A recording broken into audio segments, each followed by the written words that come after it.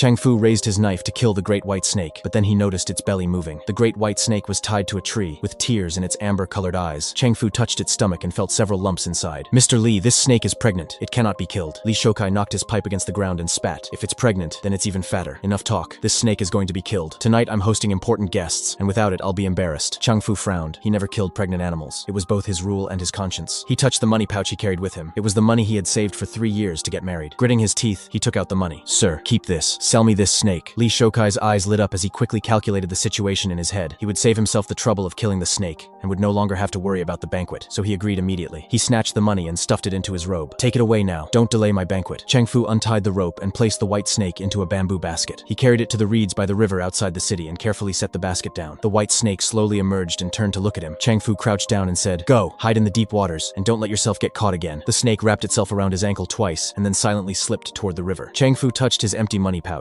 He felt sad about having to postpone his wedding, but when he thought about the 2 lives he had saved, he felt much more at peace. He turned around to head back to the city. When he reached the city gate, an old Taoist with white hair and a white beard stopped him. "Boy, do you want a wife or not?" Chang Fu looked the old man up and down. He did not seem like an ordinary person. "Elder, I'm poorer than a rat. With what money am I supposed to get married?" The old Taoist smiled and pointed toward the end of an alley. "Go forward. Your destiny is there." As soon as he finished speaking, the old Taoist disappeared upon a cloud. Half doubtful, Chang Fu continued forward. When he turned the corner, he heard sobbing. In a corner sat a ragged young woman with mud on her face and half a stale loaf of bread in her hand. Her shoulders trembled from crying. Chang Fu approached and asked what was wrong. The girl lifted her head, her eyes filled with tears. "Brother, my name is Sui Sui. There was a famine in my village. My parents starved to death. I fled all the way here, and I haven't had a proper meal in days." Chang Fu remembered his own life and the words of the old Taoist. He sighed. "If you don't mind, come home with me. As long as I have a bite to eat, you won't go hungry." Sui Sui was so surprised and grateful that she wanted to kneel, but Chang Fu stopped her. He took her home. He owned nothing more than a small mud brick house. From the day Sui Sui arrived, she woke up before dawn to tidy the house and clean the stove. Everything was always spotless. Chang Fu went out every day carrying his meat stall through the streets. Whenever he returned home, a hot meal was waiting for him. At night, Sui Sui would secretly cry. Hearing her sobs made Chang Fu's heart ache. The next day, after closing his stall, he made a detour to the market and bought a piece of floral cloth. He also bought a sweet pastry. He handed the cloth to Sui Sui. "This is for making you some new clothes. Don't cry anymore. Eat something sweet." Sui Sui held the cloth and burst into tears again. Between sobs, she said, "Brother Chang Fu, you are too kind to me. I don't know how I can ever repay you." Chang Fu smiled awkwardly. "There's no need to talk about repayment among family." From then on, Sui Sui took even better care of him. She washed his clothes until they were spotless and patched every hole with little flower-shaped stitches. During winter, she removed the cotton stuffing from her own old coat and put it into his. Even while shivering from the cold herself, she insisted she wasn't cold. Chang Fu felt that although they were poor, having someone who cared about him and thought about him was worth more than anything. That was when the strange things began. One day, after returning from closing his stall, he found a basket at the door. Inside were dew-covered vegetables and half a sack of brown rice. He asked Sui Sui about it, but she shook her head. "I haven't gone out. I didn't even open the door." Chang Fu assumed a neighbor must have left it there and thought no more about it. But the next day, fresh green onions and chicken eggs appeared at the door. On the 3rd day there was a hare, and on the 4th day a large carp. Little by little he became suspicious. That night Chang Fu could not sleep. Before dawn he heard noises outside the courtyard. He quietly crept to the window, poked a small hole through the paper screen, and looked outside. Under the moonlight, a large silver snake was slipping through the crack beneath the gate. It carried a cluster of wild berries in its mouth and carefully placed them on the doorstep. Then it looked toward the inside of the house, and Chang Fu immediately recognized it. It was the very same great white snake he had set free. At that moment he understood the mystery. The vegetable roots still covered in black mountain soil, the hare legs without any snare marks, and the fish that clearly had not been caught by a fisherman. He felt both touched and frightened, touched by the snake's gratitude, and frightened that a neighbor might see it. The white snake remained at the doorway for a moment before silently gliding away from the courtyard. The next morning, Sui Sui noticed the wild berries. "Who brought these?" "Perhaps some hunter from the mountains," Chang Fu replied. From then on, the gifts left at the door became more and more valuable. There were sable pelts, premium tea, and even small silver ingots. Chang Fu exchanged everything for money, and life gradually improved. He repaired the stove and bought chicks to raise. The neighbors were consumed with envy and kept asking if he had suddenly become rich. Chang Fu only smiled without answering. Deep down, he knew that everything was a gift from the great white snake. One day he placed a bowl of clean water and some sweets in the courtyard. "Brother Chang Fu, who is that for?" Chang Fu stammered. "To honor heaven and earth." Sui Sui knew very well that people did not honor heaven and earth with only a bowl of water, but she had a secret of her own as well. One afternoon, while washing clothes in the courtyard, Sui Sui heard a hissing sound near the wall. When she looked up, she saw a small white snake peeking through a crack. The little snake was not afraid of her at all. It even wrapped itself around her ankle twice before rubbing affectionately against her pant leg. Feeling sorry for it, Sui Sui carefully picked it up and hid it inside her sleeve. She took it into a room, made a nest for it using pieces of a broken bowl, and lined it with cotton. Chang Fu knew nothing about this. He certainly did not know that the little white snake was one of the great white snake's offspring. The great white snake was deeply grateful that Sui Sui had taken in her daughter. That day, Chang Fu went out carrying his meat stall on his shoulder, but halfway there he was stopped by Li Shoukai. "Chang Fu, I heard you have a woman living in your house." Chang Fu blushed. "She's a girl fleeing from famine. I felt sorry for her her and let her stay for a few days. Bring her to me tomorrow so I can have a look. If she's good looking, I'll arrange a marriage for you. Of course, you'll have to pay the matchmaker's fee. Silently, Chang Fu made up his mind and tightened his grip on the carrying pole. Anyone who dared to touch Sui Sui would have to deal with him first. If you want to know what happens next, don't miss the next chapter.